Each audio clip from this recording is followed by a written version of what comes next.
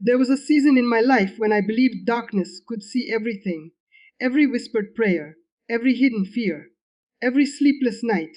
That is what I was taught, and for years I never questioned it. My name is Naomi Okafor. I was born in southeastern Nigeria, where stories about the unseen world surrounded our village like the evening mist. From childhood, I was fascinated by mysteries people could not explain. As I grew older, that fascination led me into circles I should never have entered. For nearly 18 years, I became obsessed with secret rituals, symbols, and the illusion of supernatural power. The people around me claimed they could manipulate fear, dreams, and despair. They convinced me that human beings were far more vulnerable than they realized. I believed them. Until one night changed everything. If you have ever felt as though something was blocking your purpose, if you have ever wondered why you constantly felt spiritually numb, if you've prayed but felt disconnected, if you've sensed that something inside you simply refused to wake up, then stay with me. Today I want to share 7 lessons I learned from escaping deception, lessons about fear, manipulation, and hope that completely transformed my life. The first lesson surprised me more than any other. The greatest prison was never around people. It was inside their minds. Our group never needed supernatural displays to influence someone. Fear did most of the work for us. Once a person became convinced that every setback was caused by invisible enemies, they stopped examining their own choices. They stopped growing. They surrendered their confidence. Fear became the cage. And once fear built the walls, doubt locked the door. I remember a woman named Grace. She wasn't wealthy. She wasn't famous. She worked long hours, cared for her children, and quietly carried burdens that nobody else seemed to notice. When difficulties came into her life one after another, people around her rushed to offer frightening explanations. Every disappointment became another reason to believe she was permanently trapped. I watched as her confidence slowly disappeared. She smiled less. She prayed less. She stopped believing tomorrow could be different from yesterday. But then something happened that none of us expected. Instead of chasing more frightening answers, Grace began searching for truth. She started reading scripture with fresh eyes. She surrounded herself with wise, encouraging people instead of voices that constantly fueled fear. Week after week, her thinking changed. Her peace returned. Her confidence grew stronger. Not because every problem instantly disappeared, but because fear no longer controlled her decisions. That was the first crack in everything I had believed. I realized that deception loses its power the moment truth is welcome. And what I discovered after that completely shattered the worldview I had spent nearly 2 decades defending. I could not sleep after watching Grace change. For years, I had been taught that once fear settled into someone's heart, it would remain there forever. We believed hopelessness was permanent. We believed broken people would always stay broken. Grace proved us wrong. The more she focused on truth instead of fear, the less influence our words had over her. The rumors that once shook her no longer carried the same weight. The nightmares that had stolen her rest became less frequent. Even her family noticed the difference. I remember standing outside a small community gathering one evening, watching her laugh with friends. It wasn't forced. It wasn't pretending. It was genuine. Something inside me became unsettled. If everything I had devoted my life to was built upon fear then what else had I believed that wasn't true? That question followed me everywhere. I stopped accepting every claim without thinking.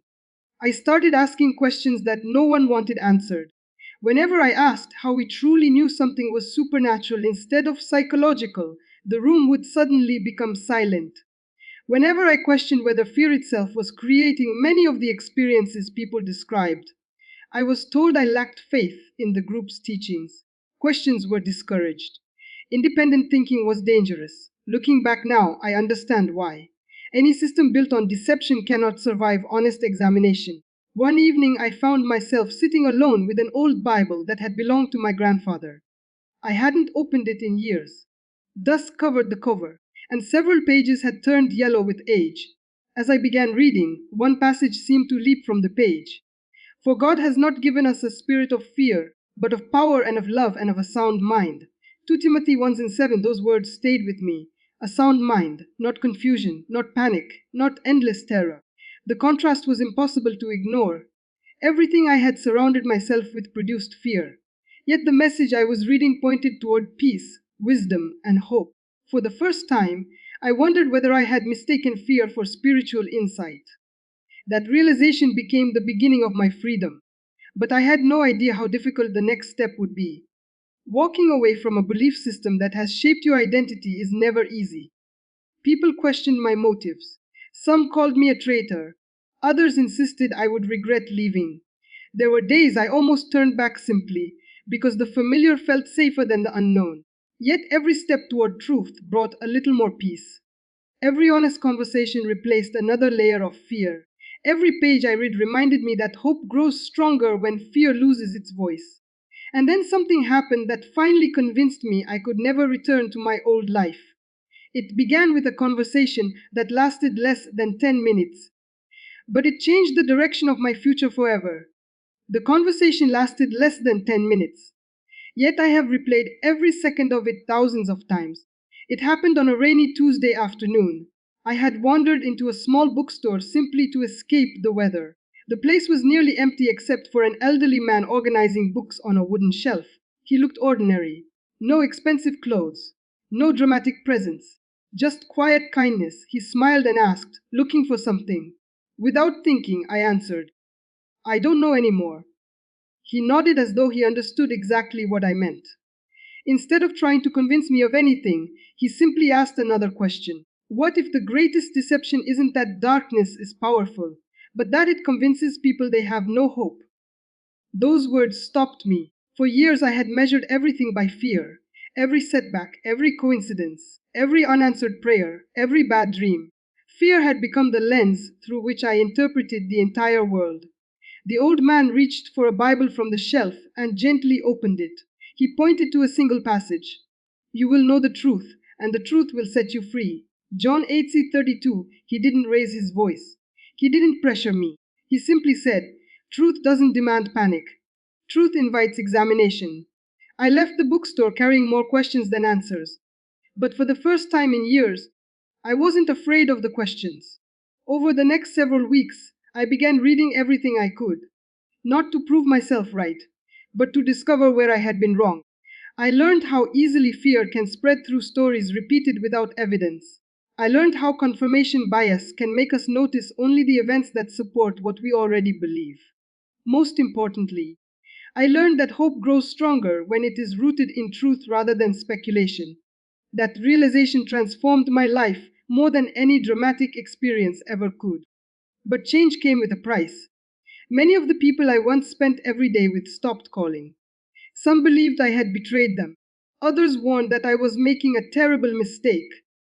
The loneliness was real. There were nights when I questioned whether walking away had been worth it.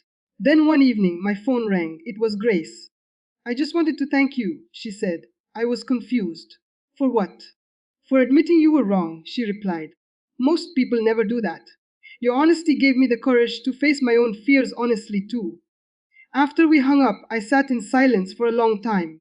I realized that admitting we have been deceived is not weakness. It is often the first step toward freedom. That night, I made a decision. I would never again build my life on fear. I would seek truth, even when it challenged my assumptions, my traditions, or my pride. I thought that decision would finally bring peace. I was wrong, because just a few days later, someone from my past appeared at my front door carrying a worn leather journal. Inside were names, dates, and handwritten notes documenting years of manipulation, intimidation, and psychological control within the group I had left. As I turned the final page, I realized the story wasn't over. In fact, it was only beginning. The journal sat on my kitchen table long after the man who delivered it had disappeared into the night. I stared at its cracked leather cover, afraid to open it again, not because I believed it contained supernatural secrets, but because I knew it contained memories I had spent years trying to bury. When dawn finally broke, I took a deep breath and turned the first page. Every entry followed the same pattern: a name, a date, a list of not curses, not magic, fears. Recently lost his job, afraid her husband will leave, still grieving her mother, financial stress, sleeps only 3 hours a night. As I continued reading, something became painfully clear. The people I once worked alongside didn't need impossible powers to control lives. They looked for people who were already overwhelmed, people carrying loneliness, people desperate for answers, people who wanted someone, anyone, to explain why life had become so difficult. Fear made them vulnerable, and vulnerability made them easy to manipulate. I closed the journal. My hands were shaking. For years I had believed we were uncovering hidden spiritual realities. Instead, I realized how often we had simply exploited ordinary human pain.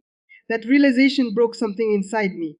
For the first time, I truly understood the damage we had caused, not by casting spells, but by convincing hurting people that fear should become the center of their lives. A few days later, I decided to visit Grace. She welcomed me with the same gentle smile I remembered. No anger, no bitterness, just compassion. I found something, I told her. The journal. I looked up in surprise. How did you know? She smiled softly. Because someone brought me 1 year ago. She walked to a bookshelf and returned with another worn notebook. Its pages contained something entirely different: Bible verses, journal entries, prayers, notes about counseling sessions, lists of practical goals she had accomplished, small victories she celebrated one at a time. She pointed to one sentence she had written years earlier. Fear became weaker every time I chose truth instead. I read it again and again. It was so simple, yet it explained everything.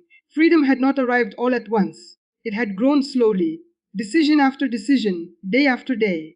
As I prepared to leave, Grace handed me a folded piece of paper. Read this when you're alone. That evening I unfolded it. Inside was a single question. I fear no longer controls your future. Who will you become? I couldn't answer it, not yet. But I knew one thing. For the first time in nearly 2 decades, I was no longer running from my past. I was finally walking toward a different future. I thought the hardest part was over. I couldn't have been more mistaken, because the next person I met claimed to have known me before I ever entered that group. And according to him, someone had been quietly watching my life from the very beginning. The letter stayed in my pocket for 3 days. I read it every morning. I fear no longer controls your future. Who will you become? No matter how many times I looked at those words, they unsettled me. Not because they frightened me, because they demanded an answer. On the fourth day, I received a phone call from a man whose voice I didn't recognize. You don't know me, he said calmly, but I've known about you for a very long time. Silence filled the line. My name is Samuel. How do you know me? I knew your father. My heart skipped a beat. My father passed away years ago. I know, Samuel replied softly. He came to see me several times before he died. I felt the room grow still. My father never mentioned you. I wouldn't have. He wanted you to discover the truth on your own. Those words echoed in my mind long after the call ended. The next afternoon, I agreed to meet him. Samuel lived in a modest brick house on the edge of town. No luxury, no mystery, just shelves filled with old books and family photographs.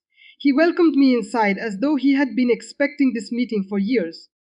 Without saying much, he walked to a wooden cabinet and removed a small envelope. Your father asked me to keep this. My hands trembled as I unfolded the paper inside.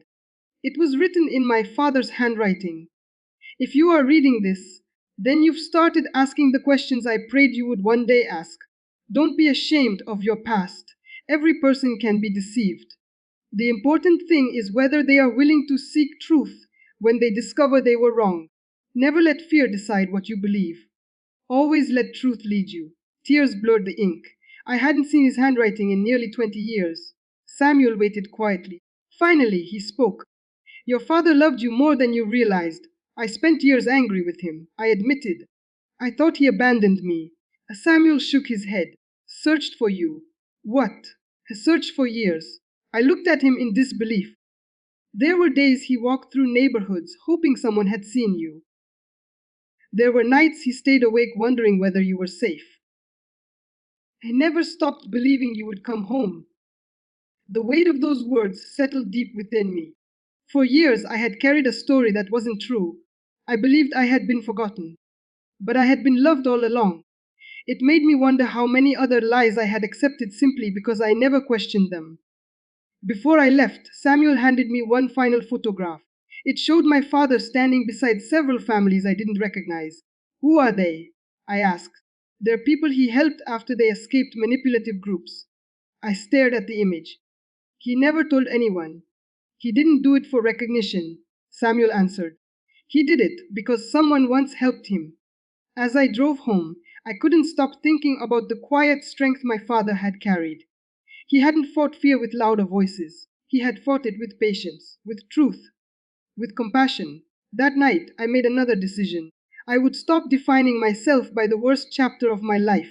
Instead, I would dedicate whatever years I had left to helping others recognize manipulation, question fear, and pursue truth with courage. I believed that would be the beginning of a peaceful new life. I was wrong, because the following week, an investigative journalist contacted me. She had uncovered records connected to the group I had once belonged to, records that revealed the deception went far deeper than I had ever imagined. And when she showed me the first document, I recognized a name that made my blood run cold. The journalist slid a weathered folder across the table. There are hundreds of pages, she said quietly, but I only need you to see one. I opened it. At the top was a date from nearly 20 years earlier. Below it was a list of names. Some belonged to people I remembered. Others belonged to people I had never met. Then my eyes stopped on one entry, my own name. I stared at it in silence. I asked, "We believe it's a recruitment ledger."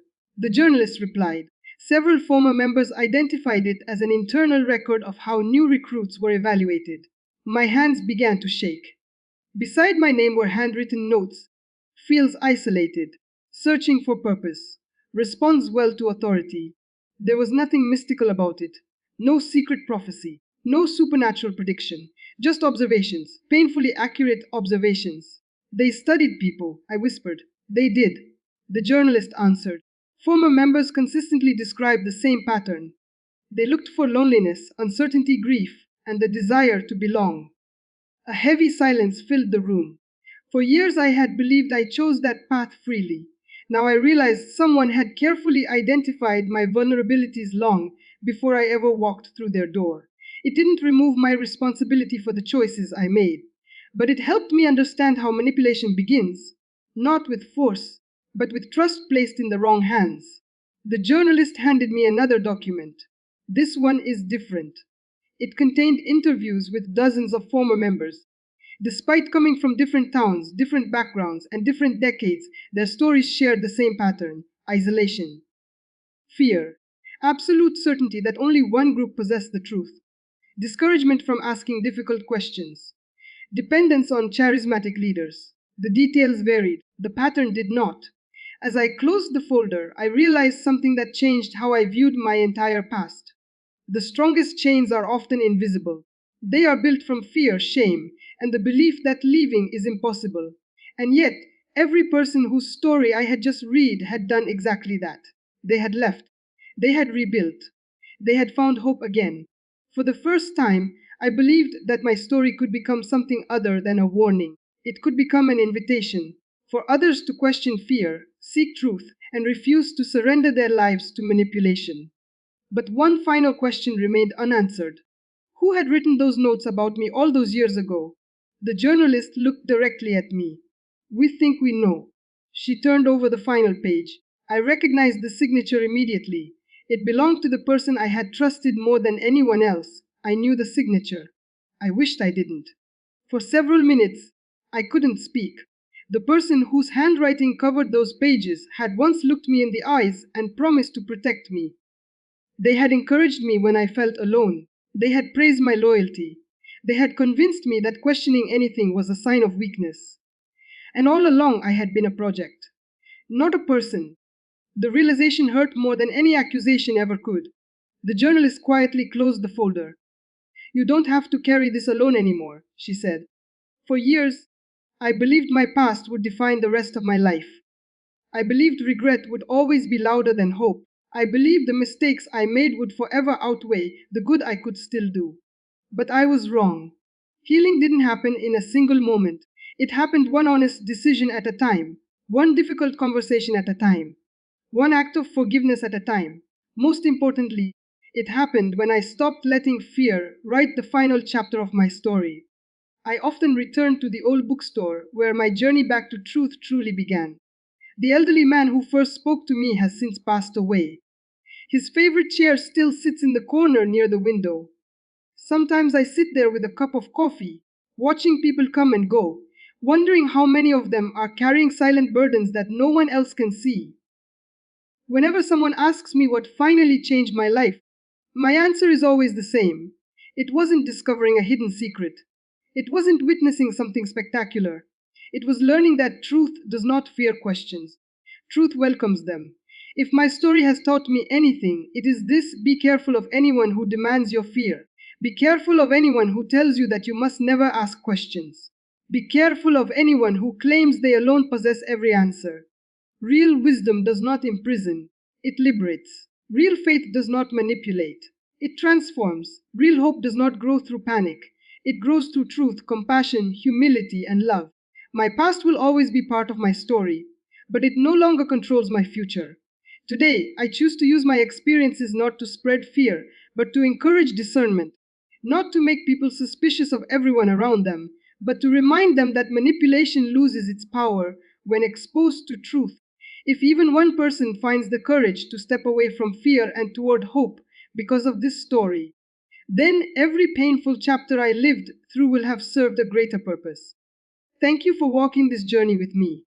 If this fictional story resonated with you, share it with someone who may need the reminder that no matter how confusing, painful, or deceptive the past has been, a new beginning is always possible.